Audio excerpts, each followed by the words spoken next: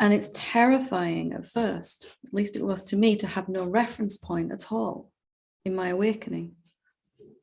Like, why am I meditating then? Why am I even sat in satsang? Why am I doing all of this? Why am I trying to get somewhere? Why am I releasing stuff? Why am I reading all these books? And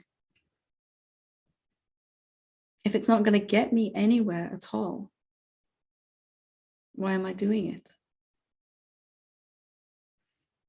And maybe it's all just to get to a point of willingness where we're willing to not reference anything at all.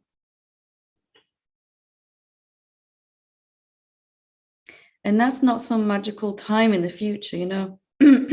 At 8:42 p.m. tonight, in whichever time zone you're in, you'll suddenly be able to drop everything and, you know, let it go and not pick it up again.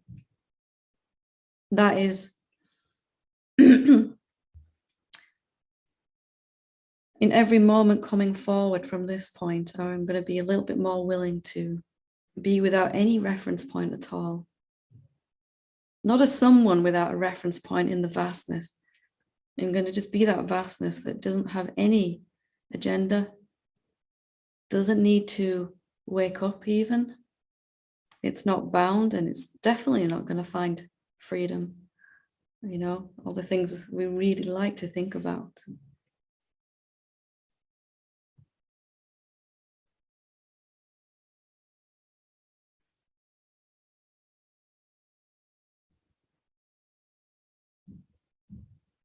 Let's try and emphasize now, if you want to, what's it like to know nothing about yourself or the world or the self, the noumenon, the silence.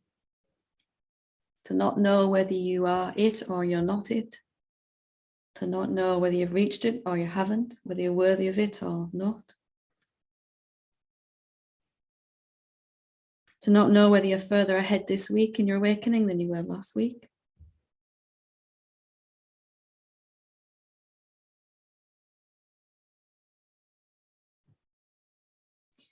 And again, it doesn't mean an empty head. It just means I'm not sure of anything. I'm not gonna believe anything without checking it out first.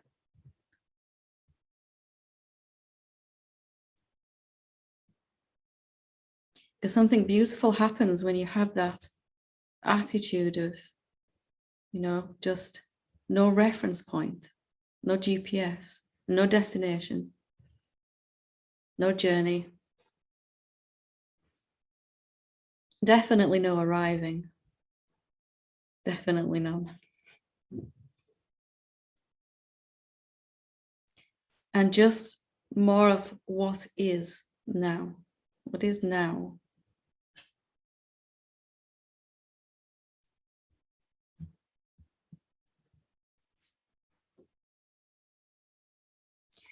And, you know, as you have no reference point, something inside may be flailing around saying, yes, I need a purpose. I need a meaning for my existence. I need something to head towards.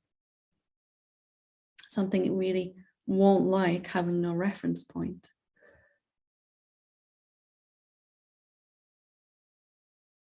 But something else, the self that you are, will also love it. Absolutely love it. And falling in love with it more and more. Life without an agenda, life without a purpose, life without a reason. To the mind, that sounds terrible, doesn't it? Even the greatest purpose of all, awakening to the truth, self-realization, enlightenment, whatever we want to call it. Just life, actually, existence. That's all.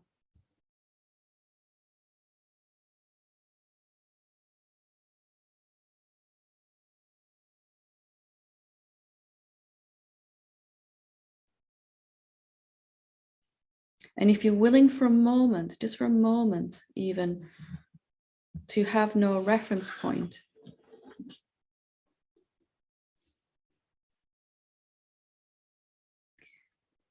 then freedom is already here. And again, we're not getting rid of anything. Our mind can say anything at all. And we're just letting it say anything at all. If we find ourselves listening to it, then we may need to question certain thoughts, but otherwise, being that vastness in which mind is just talking about whatever it's talking about. Talking to an imaginary entity about imaginary progress on an imaginary journey, or lack of imaginary progress on an imaginary journey.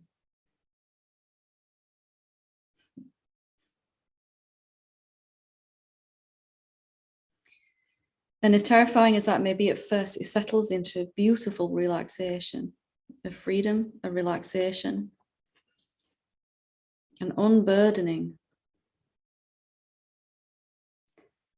of everything that we think we have to do before we reach perfection, whatever that is.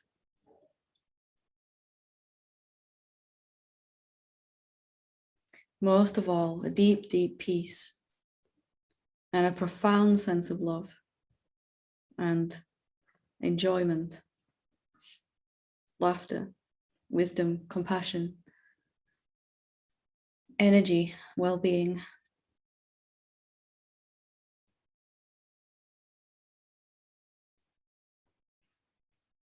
And you can have that right now if you have no reference point.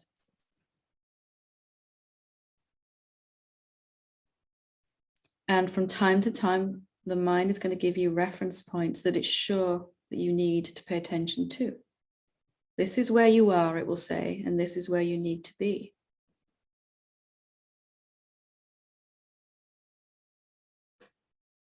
Awakening is over here somewhere, and you're over here. Our worthiness is over there, and you're over here, you know.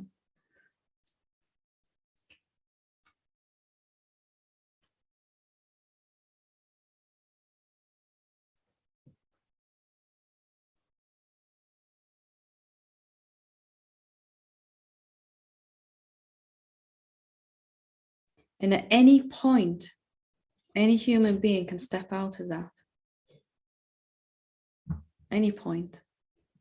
And at every point, any human being can step out of it all. This self-made construction of a thought process, of a mind, with all the signposts and references of what we're supposed to be doing and where we're supposed to be going.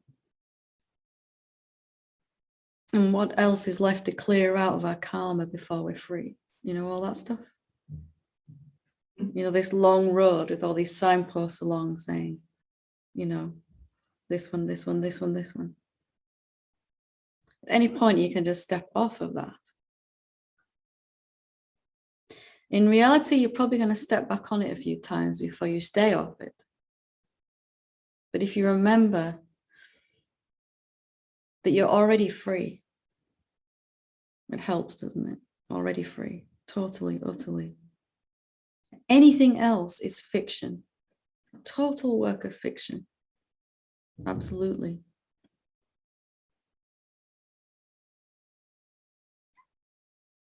And this isn't going to solve your problems, and it isn't going to transcend your karma, and it isn't going to help you wake up.